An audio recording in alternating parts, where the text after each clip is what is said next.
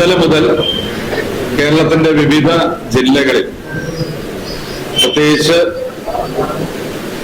കോട്ടയം, ഇടുക്കി, പത്തനംതിട്ട ജില്ലകളിൽ വളരെ ശക്തമായ മഴയും അതോടൊപ്പം തന്നെ മറ്റ് ജില്ലകളിലും ഒറ്റപ്പെട്ട കനത്തതുമായ മഴയാണ് റിപ്പോർട്ട് ചെയ്തത്.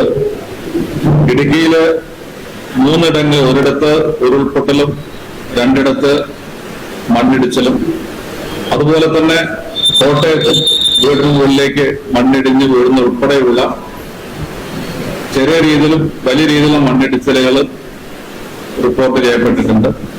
പത്തനംതിട്ട ജില്ലയിൽ വലിയ രീതിയിൽ നദികളിൽ വെള്ളം നിറയുന്ന സാഹചര്യം റിപ്പോർട്ട് ചെയ്തിട്ടുണ്ട്. നമുക്ക് കോട്ടയത്തും ഇടുക്കിയിലുമായി 4 പേരെ ആയിരുന്നു ഈ മണ്ണിടിച്ചിലിൽ കാണാതായിരുന്നത്. അത് 3 പേരുടെ മൃതദേഹം ലഭിച്ചിട്ടുണ്ട്, ഒരാളെ കൂടി കണ്ടെത്താനുണ്ട്. അതുപോലെ തന്നെ തിരുവനന്തപുരത്ത് കടൽ ശോഭിച്ചതിന്റെ അടിസ്ഥാനത്തിൽ നമുക്ക് 2 പേരെ കാണാതായിട്ടുണ്ട്. അവർക്ക് വേണ്ടിയുള്ള തെരച്ചിൽ തുടരുകയാണ്. ശക്തമായ മഴയാണ് പല ഭാഗങ്ങളും, പ്രതീക്ഷിച്ചതിനേക്കാൾ കൂടുതൽ വലിയ മഴയാണ് ഈ ജില്ലകളിലൊക്കെ തന്നെ ലഭിച്ചത്.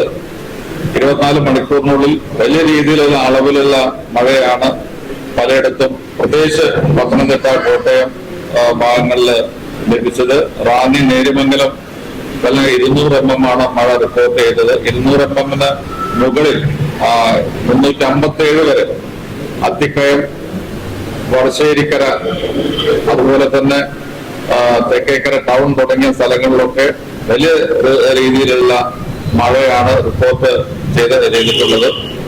വീടുകൾ ചില സ്ഥലങ്ങളിലൊക്കെ തകർന്നതായിട്ട് റിപ്പോർട്ടുണ്ട്. പല സ്ഥലങ്ങളിലും ഗതാഗതം തടസ്സപ്പെട്ടിട്ടുണ്ട്. ഇത്തരം കാര്യങ്ങളാണ് ഇത് റിപ്പോർട്ട് ചെയ്യപ്പെട്ടിട്ടുള്ളത്. എല്ലാ കാര്യങ്ങളും രാത്രി 2 മണിക്കും 3 മണിക്കും ഇടയിലാണ്, 2:30ക്കും 3 മണിക്കും ഇടയിലാണ് ഇടുക്കി ഉൾപ്പെടെയുള്ള സ്ഥലങ്ങളിൽ മണ്ണിടിച്ചിലും ഉരുൾപൊട്ടലും ഒക്കെ ഉണ്ടായിട്ടുള്ളത്. സംഭവം അറിഞ്ഞ ഉടനെ തന്നെ റവന്യൂ ഉദ്യോഗസ്ഥന്മാരും പോലീസും നാട്ടുകാരും ഒക്കെ തന്നെ സംഭവ സ്ഥലത്തെത്തി എത്രയും പെട്ടെന്ന് രക്ഷാപ്രവർത്തനങ്ങൾക്ക് തുടക്കം കുറിച്ചിട്ടുണ്ട്. വെള്ളം കയറിയിട്ടൊക്കെ ഫയർഫോഴ്സിന്റെ ബോട്ടുകൾ, പത്തനംതിട്ടയിൽ അല്ലാത്തിടത്ത് കൊല്ലത്തുനിന്ന് പ്രത്യേക ബോട്ട് കൊണ്ടുവരുന്നത് വേണ്ട സംവിധാനങ്ങളും ഒക്കെ ഒരുക്കിയിട്ടുണ്ട്. നിയന്ത്രണ വിധേയമാണ്. ഇത്തരം കാര്യങ്ങളിലൊക്കെ സാധാരണ ഇത്തരം പ്രതിക്ഷോഭങ്ങൾ ഉണ്ടാകുമ്പോൾ അത് നമ്മൾ നേരിടുന്ന രീതിയിൽ തന്നെ ശക്തമായ നടപടികൾ എല്ലായിടത്തും ഉണ്ടായിട്ടുണ്ട്. എല്ലായിടത്തും സുരക്ഷാ സംവിധാനം നല്ല രീതിയിൽ നടക്കുന്നു. ജില്ലയിൽ പ്രത്യേകിച്ച് കോട്ടയം, ഇടുക്കി, ആലപ്പുഴ, പത്തനംതിട്ട ജില്ലകളിൽ ഇത് ക്യാമ്പുകൾ ആരംഭിച്ചു കഴിഞ്ഞു. ഇനിയും ആവശ്യമായ സ്ഥലങ്ങളിൽ മഴ തുടരുന്ന സാഹചര്യത്തിൽ കാലാവസ്ഥാ പ്രവചനം എന്ന് പറയുന്നത് ഇനി മുതൽ ഇന്ന് താരതമ്യേന തെക്കൻ ജില്ലകളിൽ മഴ കുറയാനാണ് സാധ്യത. 12 മണിയോടുകൂടി മഴയുടെ ശക്തി കുറയുമെന്നാണ് നമുക്ക് ലഭിച്ചിട്ടുള്ള റിപ്പോർട്ട്. അങ്ങനെ വന്നാൽ പോലും മുന്നൊരുക്കം എന്നുള്ള നിലയ്ക്ക് അപകട സാധ്യതയുള്ള മേഖലകളിൽ നിന്ന് ആളുകളെ മാറ്റി താമസിപ്പിക്കുവാനും ക്യാമ്പുകളിലേക്ക് മാറ്റുവാനുള്ള നിർദ്ദേശം നൽകിയിട്ടുണ്ട്. ഇടുക്കി, കോട്ടയം സ്ഥലങ്ങളിലുണ്ടായ മണ്ണിടിച്ചിലുമായി ബന്ധപ്പെട്ട് മുഖ്യമന്ത്രിയുടെ നിർദ്ദേശപ്രകാരം അനൂപ് ജേക്കബ്, സിവിൽ സപ്ലൈസ് വകുപ്പ് മന്ത്രി ശ്രീ അനൂപ് ജേക്കബ് അതിനെ ചുമതലപ്പെടുത്തിയിട്ടുണ്ട്. മുഖ്യമന്ത്രി നേരിട്ട് അദ്ദേഹത്തെ വിളിച്ച് ഈ സ്ഥലങ്ങളിലൊക്കെ പോകുവാനുള്ള നിർദ്ദേശം നൽകിയിട്ടുണ്ട്. മുഖ്യമന്ത്രി തന്നെ എല്ലാ കാര്യങ്ങളും, നമുക്ക് ആവശ്യമായ എല്ലാ സൗകര്യങ്ങളും ഫോഴ്സിന് ഉൾപ്പെടെ കോട്ടയം ജില്ലയിൽ NDRFന്റെ ഫോഴ്സ് വേണം എന്ന് ആവശ്യപ്പെട്ടിരുന്നു. അത് മുഖ്യമന്ത്രി നേരിട്ട് ഫോഴ്സ് അയച്ചു കൊടുക്കാനുള്ള നിർദ്ദേശം നൽകിയിട്ടുണ്ട്. പൊതുവെ എല്ലായിടത്തും വളരെ മഴയുടെ തോത് കുറയുന്നതാണെങ്കിൽ പോലും ശക്തമായ രീതിയിൽ തന്നെ മുന്നൊരുക്കങ്ങളും അപകടങ്ങൾ കുറയ്ക്കാനുള്ള നിർദ്ദേശവും തെക്കൻ ജില്ലകളിൽ നൽകിയിട്ടുണ്ട്. ഇന്ന് രാവിലെ മുതൽ വടക്കൻ മേഖലയിലായിരിക്കും മഴ എന്നാണ് റിപ്പോർട്ട് ചെയ്യപ്പെടുന്നത്. പ്രത്യേകിച്ച് തൃശ്ശൂർ മുതൽ ഇങ്ങോട്ട്, തൃശ്ശൂര്, മലപ്പുറം, കോഴിക്കോട്, കണ്ണൂർ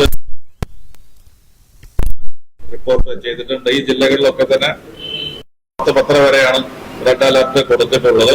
ബാക്കിയുള്ള സമയങ്ങളിലും മഴ ഇടവിട്ടുള്ള മഴ ഉണ്ടാകുന്ന മാത്രമല്ല 50 കിലോമീറ്റർ വേഗതയിലുള്ള കാറ്റുകൂടി ഉണ്ടാവാനുള്ള സാധ്യതയാണ് പ്രവചനമുള്ളത്. അപ്പൊ അതൊക്കെ മുൻകൂട്ടിയുള്ള മുന്നൊരുക്കങ്ങൾ എല്ലായിടത്തും നടത്തിയിട്ടുണ്ട്. 2 ദിവസം മുമ്പ് തന്നെ 5 ദിവസം മഴ ഉണ്ടാകുമെന്നുള്ള വിവരം ലഭ്യമായതിനെ തുടർന്ന് ജില്ലാ കളക്ടേഴ്സിന്റെ മീറ്റിംഗ് റവന്യൂ വകുപ്പ് ഉദ്യോഗസ്ഥന്മാർ റവന്യൂ സെക്രട്ടറി നേരിട്ട് തന്നെ വിളിക്കുകയും വേണ്ട നിർദ്ദേശങ്ങൾ നൽകുകയും ചെയ്തിട്ടുണ്ട്.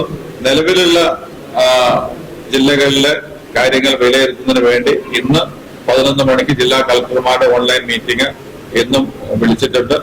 പൊതുവെ മഴ ശക്തമായതിനെ തുടർന്നുണ്ടായിട്ടുള്ള ഒറ്റപ്പെട്ടതാണെങ്കിലും ഈ അപകടങ്ങളെ വളരെ ഗൗരവത്തോടു കൂടി തന്നെ ഗവൺമെന്റ് കാണുകയാണ്. കൂടുതൽ അപകടങ്ങൾ ഇല്ലാതിരിക്കുന്നതിന് വേണ്ടിയുള്ള എല്ലാ മുന്നൊരുക്കങ്ങളും നടത്തിയിട്ടുണ്ട്. മലപ്പുറം ജില്ലയിൽ ഉൾപ്പെടെയുള്ള പല ഭാഗങ്ങളിലും ചില രീതിയിലുള്ള മണ്ണിടിച്ചിൽ, ചെറിയ രീതിയിലുള്ള മണ്ണിടിച്ചിലും റോഡിലേക്ക് വീഴുന്ന ഗതാഗത തടസ്സം വരെ ഉണ്ടായിട്ടുണ്ട്. മലപ്പുറം കോടൂര് മൂറാടി പാലത്തിനടുത്ത് തന്നെ ചെറിയ രീതിയിലുള്ള മണ്ണിടിച്ചിൽ ഉണ്ടായിരുന്നു. ഗതാഗതം തടസ്സപ്പെട്ടിരുന്നത് നീക്കം ചെയ്ത് നല്ല രീതിയിൽ മുന്നോട്ട് പോകാനുള്ള സംവിധാനം ഒരുക്കിയിട്ടുണ്ട്. പ്രധാനമായും ഗതാഗത കുരുക്കാണ് വളരെ പല ഭാഗങ്ങളും ഉണ്ടായത്. അത് വളരെ പെട്ടെന്ന് തന്നെ ഗതാഗത കുരുക്ക് മാറ്റുന്നതിന് വേണ്ടി, തടസ്സങ്ങൾ മാറ്റുന്നതിന് വേണ്ടി റോഡിലേക്ക് വന്ന് മണ്ണ് നീക്കം ചെയ്ത് ഗതാഗതം പൂർവ്വസ്ഥിതിയിലാക്കുന്നതിന് വേണ്ടി നിർദ്ദേശം എല്ലായിടത്തും കൊടുത്തിട്ടുണ്ട്. പൊതുവെ മഴ വളരെ ശക്തമായ രീതിയിൽ വന്നതിന്റെ അടിസ്ഥാനത്തിലുള്ള പ്രയാസങ്ങൾ കേരളത്തിന്റെ വിവിധ ജില്ലകളിൽ ഇതുവരെ റിപ്പോർട്ട് ചെയ്തിട്ടുണ്ട്.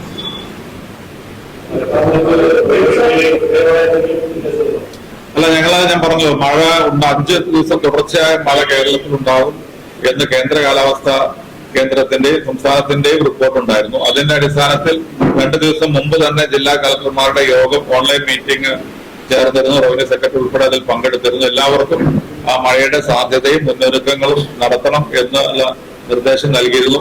സ്വാഭാവികമായ ഡിസാസ്റ്റർ മാനേജ്മെന്റ് യോഗങ്ങൾ നേരത്തെ മുഖ്യമന്ത്രി തന്നെ വിളിച്ചു ചേർത്തിരുന്നു. അതിന്റെ ഭാഗമായി മഴയുടെ മൺസൂൺ സ്റ്റാർട്ട് ചെയ്യുമ്പോൾ തന്നെ എല്ലാ രീതിയിലുമുള്ള തയ്യാറെടുപ്പ് നമ്മൾ നടത്തിയിരുന്നു. എങ്കിൽ പോലും ഈ 5 ദിവസം മഴ മുന്നിൽ കണ്ടുകൊണ്ട് നമ്മൾ വീണ്ടും യോഗം ചേർന്ന് എല്ലാ ജില്ലാ കളക്ടേഴ്സിനും വിവരം നൽകിയിരുന്നു. ക്യാമ്പുകൾ ആരംഭിക്കാനുള്ള നിർദ്ദേശം തഹസിൽദാർമാർക്ക് നൽകിയിരുന്നു. വില്ലേജ് ഓഫീസർമാർക്ക് അതുമായി ബന്ധപ്പെട്ട് ഏത് സമയത്തും ക്യാമ്പ് ആരംഭിക്കേണ്ടി വന്നു കഴിഞ്ഞാൽ അതിനുള്ള തയ്യാറെടുപ്പ് ഉണ്ടാകണം എന്ന് പറഞ്ഞിരുന്നു. അതുകൊണ്ട് തന്നെ ഇന്ന് രാവിലെ മുതൽ തന്നെ, മഴ തുടങ്ങിയ മുതൽ തന്നെ ക്യാമ്പുകൾ പെട്ടെന്ന് നമുക്ക് പത്തനംതിട്ടയും കോട്ടയത്തും ഇടുക്കിയും ആലപ്പുഴയും ഉൾപ്പെടെ നമുക്ക് ആരംഭിക്കാൻ കഴിഞ്ഞത് അത്തരത്തിലുള്ള മുന്നൊരുക്കങ്ങൾ നേരത്തെ നടത്തിയതുകൊണ്ടാണ്. ഇന്നും നമ്മൾ ആ രീതിയിൽ കാര്യങ്ങൾ, എവിടെയാണോ ക്യാമ്പുകൾ ആവശ്യമുള്ളത്, എവിടെയാണ് ആളുകളെ സുരക്ഷിത കേന്ദ്രങ്ങളിലേക്ക് മാറ്റി പാർപ്പിക്കേണ്ടത്, അവരെ മാറ്റി പാർപ്പിക്കാനുള്ള നടപടികൾ എടുത്തിട്ടുണ്ട്, നിർദ്ദേശം നൽകിയിട്ടുണ്ട്.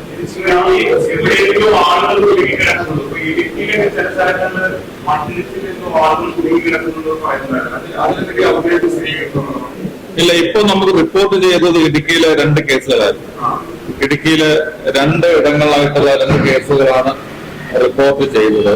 അതില് ഒന്ന്, ആ 2 കേസ് നമുക്ക് കണ്ടെടുക്കാൻ കഴിഞ്ഞു, അവര് മൃതദേഹങ്ങൾ കണ്ടെടുക്കാൻ കഴിഞ്ഞിട്ടുണ്ട്.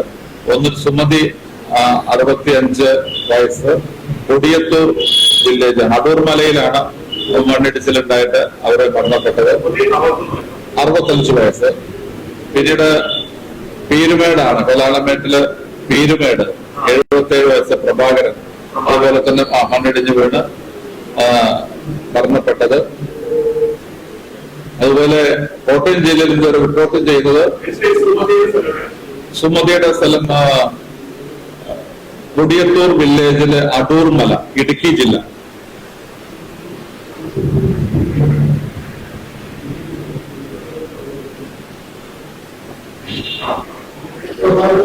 നമ്മളെ പ്രഭാകരൻ പീരുമേട്, കോലാൽമേട് 77 വയസ്സ്.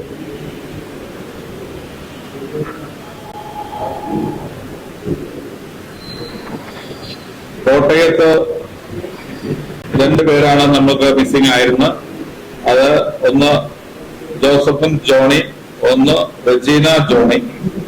അത് 2 പേര്, ഒരാളുടെ മൃതദേഹം കിട്ടിയിട്ടുണ്ട്. റെജീന ജോണിക്ക് വേണ്ടിയുള്ള തെരച്ചിൽ തുടരുകയാണ്. കോട്ടയത്ത് സ്ഥലം വ്യക്തമായിട്ട് പറയാം. ഈ 2 പേര്, റെജീന ജോണിയുടെ ആണ് ഇനി കിട്ടാനുള്ളത്. Regina Johnny,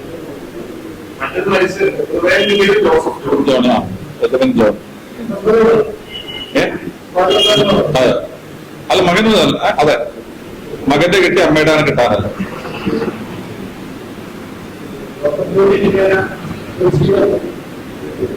Regina Johnny.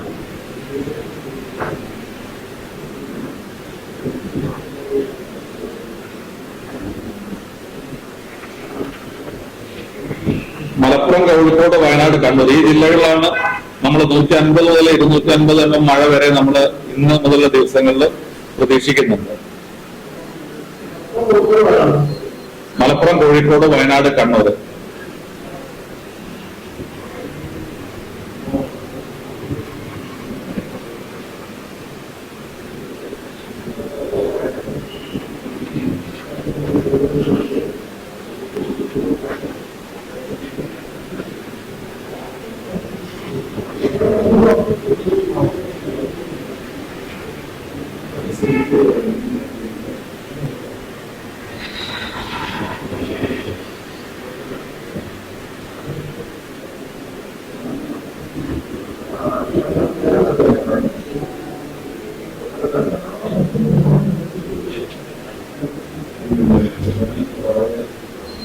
പ്രശ്നങ്ങളൊന്നും റിപ്പോർട്ട് ചെയ്തിട്ടില്ല.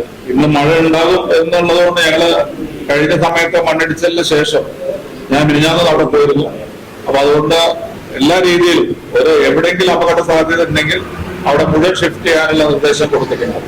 മഴ കണക്കാണെങ്കിൽ നിർബന്ധമായും മാറ്റി പാർപ്പിക്കാനുള്ള നിർദ്ദേശം നൽകിയിട്ടുണ്ട്. അപകട സാധ്യത നിലവിൽ ഒട്ടനവധി ജില്ലകളിൽ ക്യാമ്പ് തുടങ്ങിയിട്ടുണ്ട്. ഇടുക്കിയിൽ തുടങ്ങിയിട്ടുണ്ട്, തിരുവനന്തപുരത്ത് തുടങ്ങിയിട്ടുണ്ട്, ഇടുക്കി, കോട്ടയം, ആലപ്പുഴ, പത്തനംതിട്ട ഈ 4 ജില്ലകളിൽ ഇപ്പൊ ക്യാമ്പുകൾ ആരംഭിച്ചതിന്റെ റിപ്പോർട്ടുണ്ട്. കോട്ടയത്ത് ഏതാണ്ട് 6 ക്യാമ്പുകൾ ആരംഭിച്ചിട്ടുണ്ട്.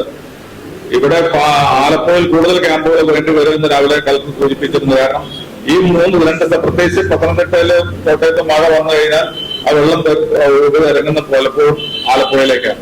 അതുകൊണ്ട് ആലപ്പുഴയിൽ അതുമായി ബന്ധപ്പെട്ട് വെള്ളപ്പൊക്കത്തിന് സാധ്യത മുൻകൂട്ടി കണ്ടു. ഇത്ര അകലൊന്നുമില്ല, എവിടെയും പാനിക്കാവേണ്ട ഒരു സാഹചര്യമില്ല.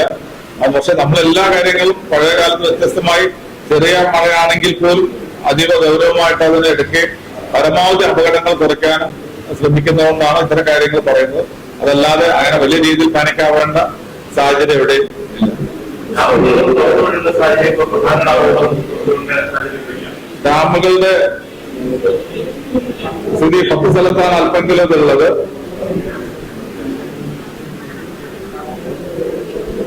നിലവില് 10 ഡാമുകളാണ് തുറന്നിട്ടുള്ളത്. തിരുവനന്തപുരത്ത് അരുവിക്കര, പത്തനംതിട്ട, മൂഴിയാറ്, ഇടുക്കി, മലങ്കര, ലോവർ പെരിയാർ, കല്ലാർകുട്ടി, എറണാകുളത്ത് ഭൂതത്താൻകെട്ട്, തൃശ്ശൂരില് പൂമല, പാലക്കാട് മംഗലം ഡാം, വയനാട് കാരാപ്പുഴ, കണ്ണൂർ, പഴശ്ശി. ഇന്ന് തുറക്കാൻ തീരുമാനിച്ചിട്ടുള്ളത് 10 ഇത് നിലവിൽ തുറന്നിട്ടുണ്ട്. ഇനി തുറക്കാൻ തീരുമാനിച്ചിട്ടുള്ള നെയ്യാർ ഡാമും അതുപോലെ തന്നെ മംഗലം ഡാമും തുറക്കാൻ തീരുമാനിച്ചിട്ടുണ്ട്. വെള്ളത്തിന്റെ തോതനുസരിച്ച് അത് തുറക്കും. ഇത് രണ്ടാണുള്ളത്. പിന്നെ പൊന്മുടി റോഡിലും അതുപോലെ തന്നെ കല്ലാർ, മങ്കൽ ഇക്കോ ടൂറിസം സെന്ററുകൾ താൽക്കാലികമായിട്ട് അടയ്ക്കാനുള്ള നിർദ്ദേശം നൽകിയിട്ടുണ്ട്. DFO അത് ആ ഏരിയ ഫോറസ്റ്റിന് കീഴിലുള്ള ആ നിർദ്ദേശം കൊടുത്തിട്ടുണ്ട്. എങ്ങനെ എവിടെ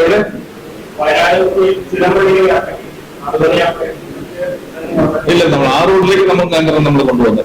നമ്മള് ചൂരൽമല ഭാഗങ്ങളിലേക്ക് നിയന്ത്രണം, പ്രത്യേകിച്ച് മണ്ണിടിച്ചിൽ നടന്ന സ്ഥലത്ത് അവിടുന്ന് അങ്ങോട്ടാണ് ചൂരൽമല, അതുപോലെ മുണ്ടൊക്കെ ഒരുപാട് 2-3 വാർഡുകൾ പ്രദേശങ്ങളുണ്ട്. അവിടേക്കുള്ള റൂട്ടിനകത്ത് നമ്മൾ നിയന്ത്രണങ്ങൾ കൊണ്ടുവരാനുള്ള തീരുമാനം എടുത്തിട്ടുണ്ട്.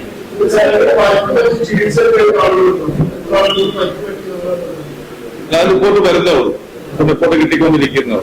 ഇപ്പൊ നമ്മളിത് കൊടുക്കുന്നത് റോഡ് ഗതാഗതം, പിന്നെ മണ്ണിടിച്ച് വീടെടുത്തൊക്കെ റോഡ് ഗതാഗതം പെട്ടെന്ന് ശരിയാക്കുന്നതിന്, അതുപോലെ മണ്ണിടിച്ചല് കാണാത്തവരെ കണ്ടെത്തുന്നതിന് വേണ്ടിയുള്ളതാണ്.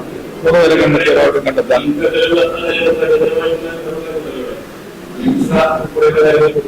എല്ലാ കാര്യങ്ങളും അതിനൊക്കെ സിസ്റ്റം എല്ലായിടത്തും ഉണ്ട്. നമ്മളെല്ലാ പഞ്ചായത്തിലെ ലോക്കൽ സെൽഫ് ഗവൺമെന്റിന്റെ ആളുകളും അതുപോലെ റവന്യൂവിന്റെ ആളുകളൊക്കെ വളരെ സജീവമായിട്ട്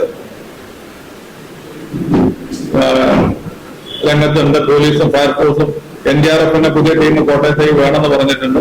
അത് മുഖ്യമന്ത്രി അങ്ങോട്ട് NDRF ടീമിനെ അയക്കാനുള്ള നിർദ്ദേശം കൊടുത്തിട്ടുണ്ട്. അതുപോലെ തന്നെ എന്താണോ ആവശ്യമായ കാര്യങ്ങൾ എന്നുള്ളത് റിപ്പോർട്ട് ചെയ്യാൻ കളക്ടർമാരോട് പറഞ്ഞിട്ടുണ്ട്. അത്തരം കാര്യങ്ങളുടെ അഭാവം കൊണ്ട് സുരക്ഷാ പ്രവർത്തനങ്ങളിൽ മാറ്റങ്ങൾ ഉണ്ടാവരുത് എന്ന് പറഞ്ഞിട്ടുണ്ട്, നിർദ്ദേശം നൽകിയിട്ടുണ്ട്.